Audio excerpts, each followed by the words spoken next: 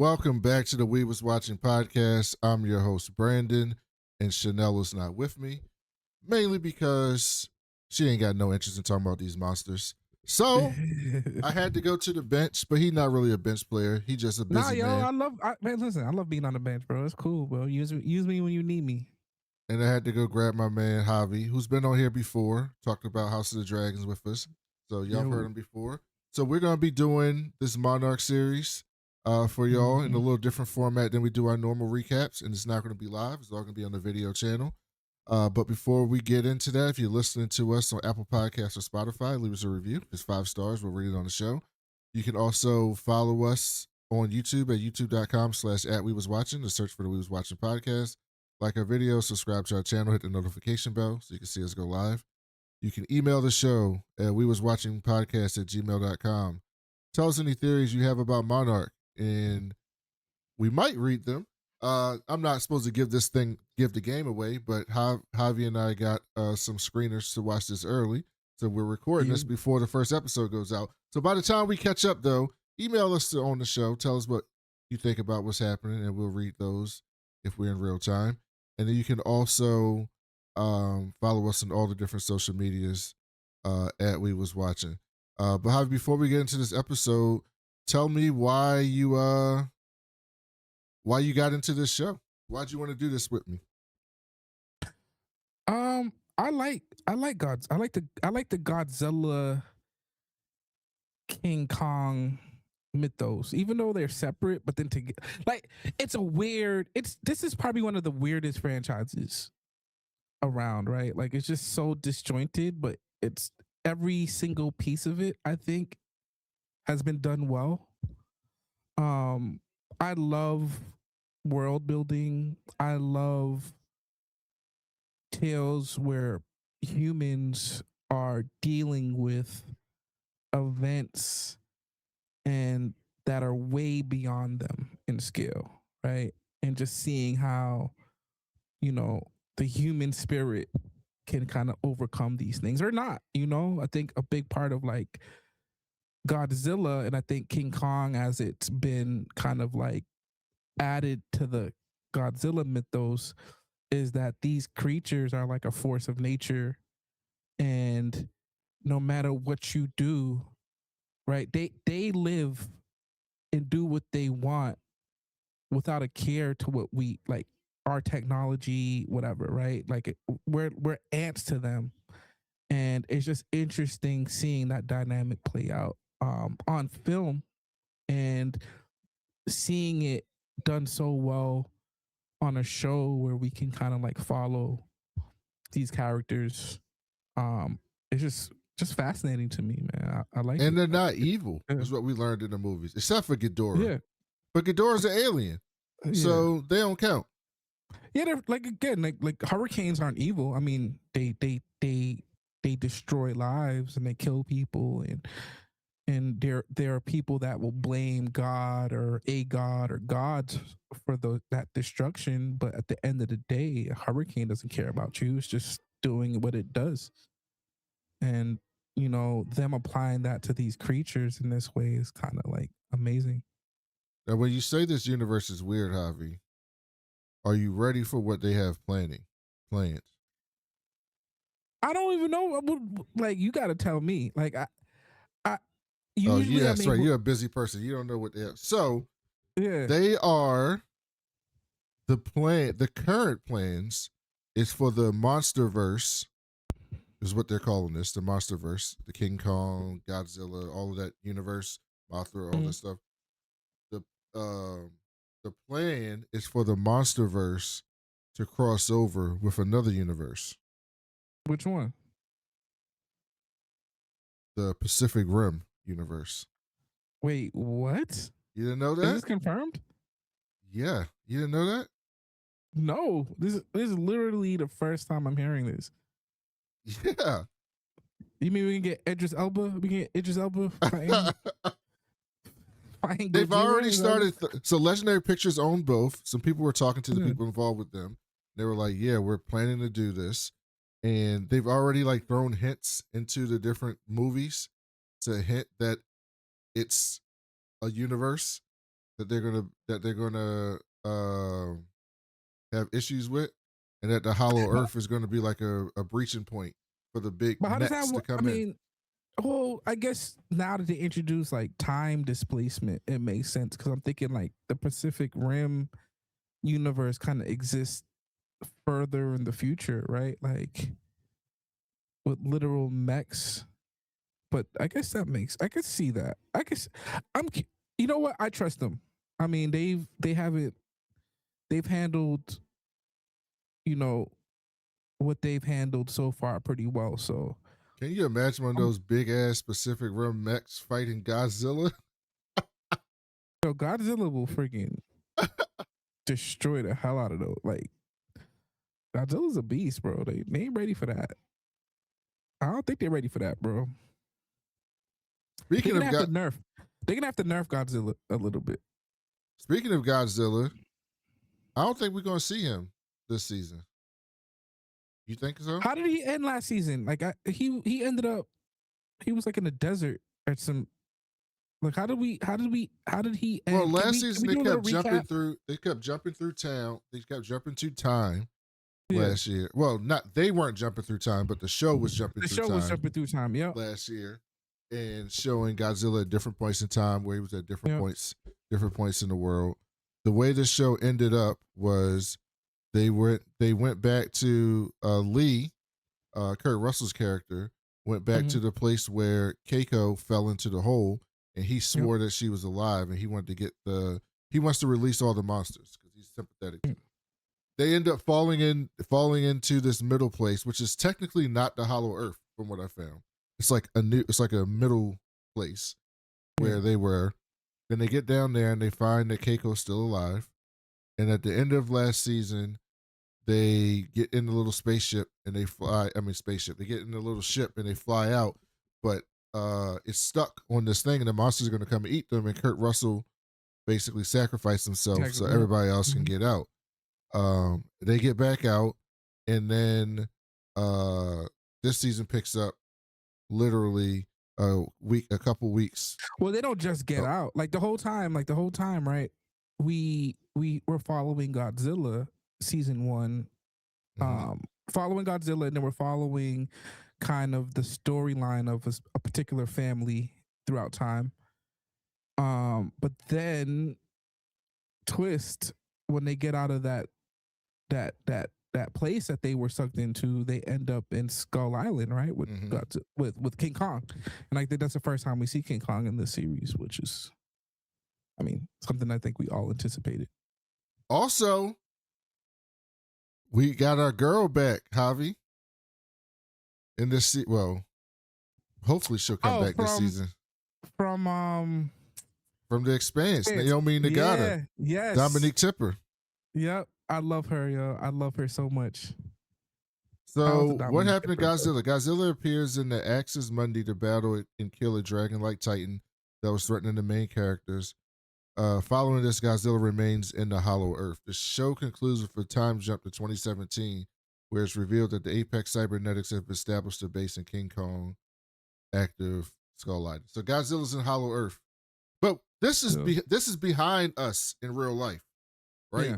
So like Godzilla and Kong and all this stuff happens after where we are in Monarch season 2, which tells me that they're gonna go down in one of them other areas again and come back again in another time jump.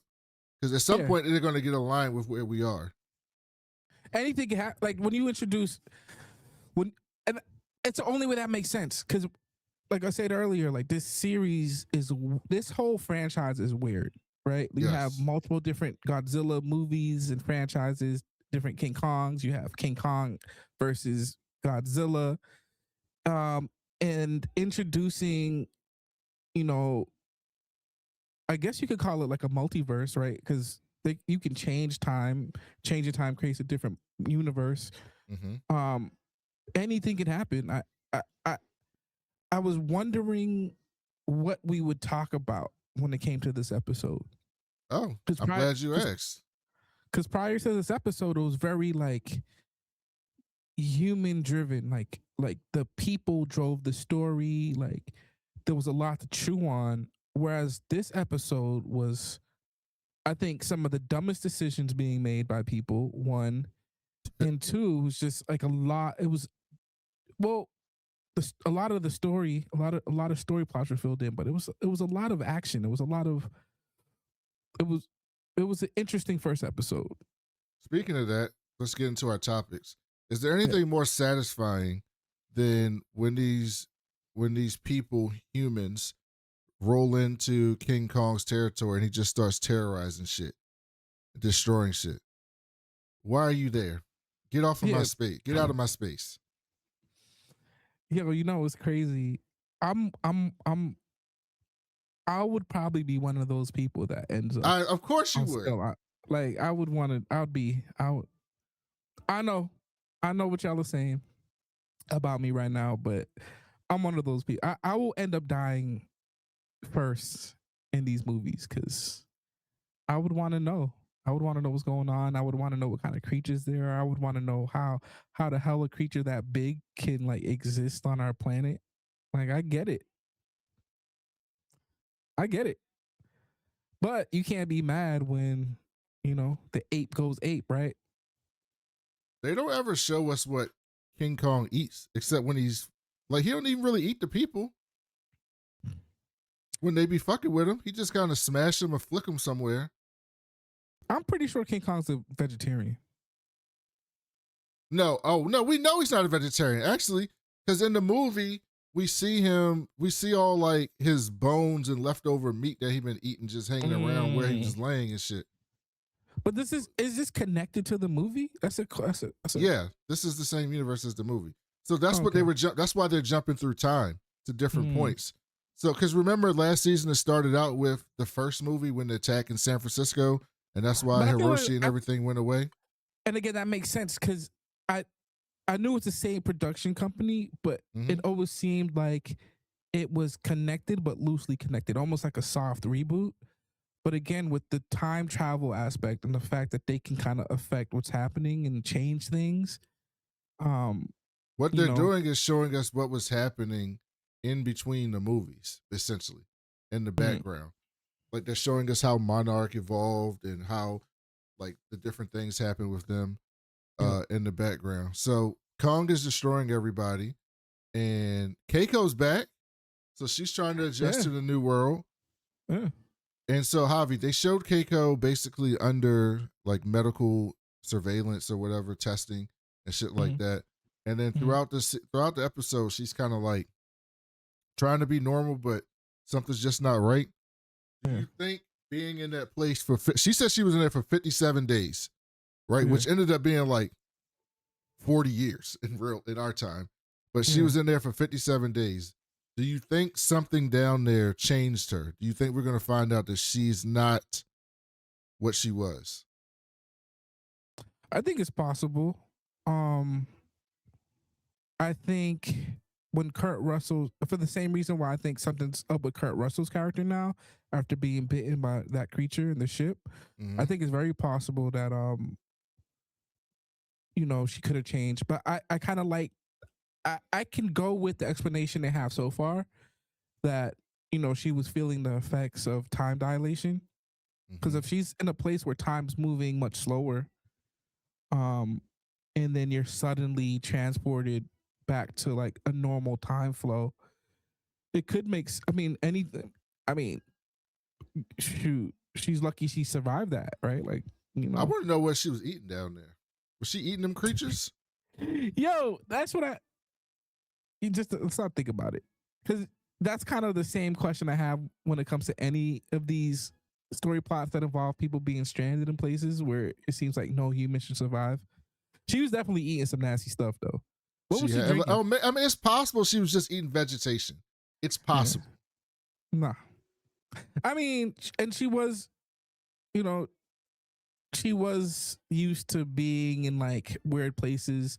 She spent a lot of her professional career looking for these monsters, and they were all over the place. And she was with soldiers, and she probably learned some like survival techniques. But we also got to get a flashback to when she was down there, because I need to know how she survived 57 days down there. But here's the thing though, and this is what I like about the show, surprisingly, there's a lot of like hand wavy stuff. Like they don't really. We're watching a show about giant kaiju fighting each other, right? They're not taking themselves as seriously as, they're not taking themselves that seriously. Like there's certain questions that they're just leaving hanging and they're never gonna answer, and I kind of like that. Like they're just getting straight to the action. Like yeah, she was in this world for a number of days, but like 50 years passed. She's back. Let's survive King Kong trying to kill us. Yeah, but also the show is built on flashbacks, right? The whole show is past, present, past, present, True, past, true, present. true. So true. I think we have to get some pass of this woman by herself in a place full of kaiju monsters and creatures survive 57 days. Yeah, that's crazy. But what did she do? She had no gun? Like, what was she like? What did she do? So I don't want to get ahead, but I feel like you're gonna ask. One of the topics is gonna evolve something that's gonna. I'm gonna come back to this question if you bring up this topic. The flashback of this episode was young Keiko, Bill, and Lee going to Chile, searching I love that. for. That's my favorite squad. That's one of my favorite squads of people, by the way. Yes, searching for some sort of sea serpent. Mm-hmm. And I love how them Chileans were like, what are these white people doing here? Yeah. Like, what are y'all doing? Like, why are you here?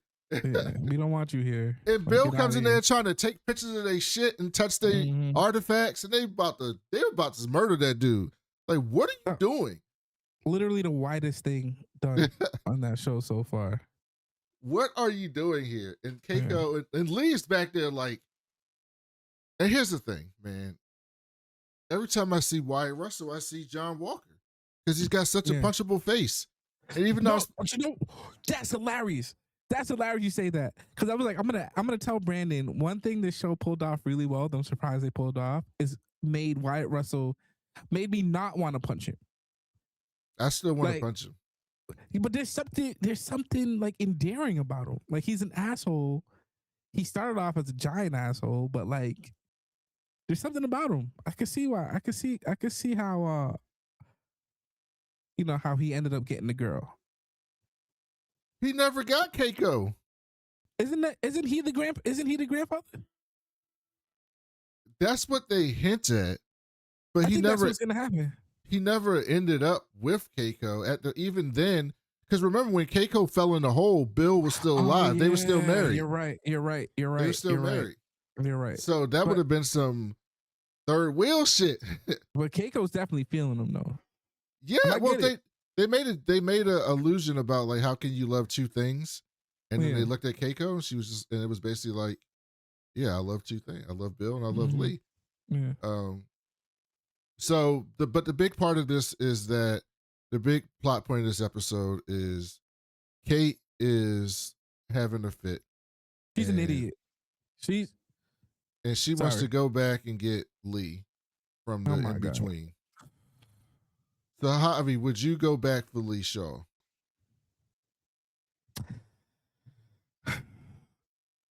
I would want to, but I hate when people in movies make these decisions for one person that ends up risking so many other people. Like, yes, it's crazy. She killed Natalia. Well, who's Natalia? Isn't she? She's the head of Monarch. Oh no, well, yeah. She did kill the head of her name's not Natalia. It's not Natalia. Is that her first name? I only know her Verdugo. Natalia Verdugo. Oh, Natalia's her first name. So yeah. Well, she did get. Well, I mean, no body, no case, right? True. You know what? And yeah, especially if you don't see somebody literally die in this show, it's likely that they didn't. If you don't see the body, it's very likely they probably survive. I don't know how she's gonna survive, but unless she's some type of android or they go back in time and change it, but they sneak off this ship. And this is the thing. I know this is a silly show. Well, not silly, but I know it's a sci-fi No, show. it's silly. It is silly. That's the great part of it. It's like, yo, it's a comic book. they are taking it serious. It's not a joke. It's not a comedy. The premise is freaking crazy. But even in the context of the silly universe, the idea that they could have just that easily snuck off that ship with everything that Monarch has of spying on everything and security, that they just was like, oh, the coast is clear. Let's get out of here. I think Tim knew they were trying to get out. Because you notice how, like, I don't care if Tim knew. All the people on the ship, somebody should have been looking out for that shit. Yeah. This I would say, I'm gonna say this now. I'm gonna go with this episode is probably gonna be the weakest episode of the season. They didn't even cause a distraction. Yeah. And then May just ends up like there's no transition between May trying to distract Tim and her ending up with them going like, I don't know. It just felt weird. This episode felt rushed, and I don't understand why, because it was the first episode of the season. Well, I can answer that, and I think it was a good thing. I think they were trying to close last season, right? Mm-hmm. But they wanted Lee Shaw back because Kurt Russell's fucking awesome in the show. So they were like, okay, we got to get from Kurt Russell, Lee Shaw is stuck in there to he's back out. Yeah. And normally that would be drawn out, right? Because obviously, like normally you got to get approval in there, you got to sneak in there, you got to get it opened up, you got to get him out of there. The whole season would be trying to get him. Yeah. But they wanted him for this season. So they were like, all right, let's just fast track Kurt Russell back out here so that we can get on with the story that we want to tell. And so that's what they did this episode. So I think it's going to slow down after this, but I think they were fast tracking to get Kurt Russell back so they can tell what they want to say. What's going on with Brenda and May, Naomi Nagata and Kiersey Clemens? What's going on there? You think she's still working with Brenda secretly? You think she's going to go back to her? What's going on there?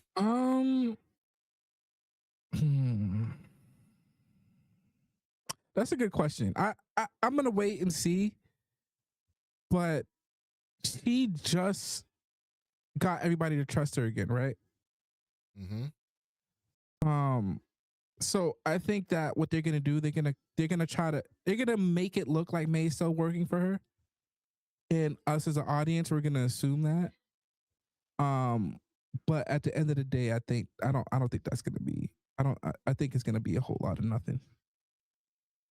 She's an interesting character, right?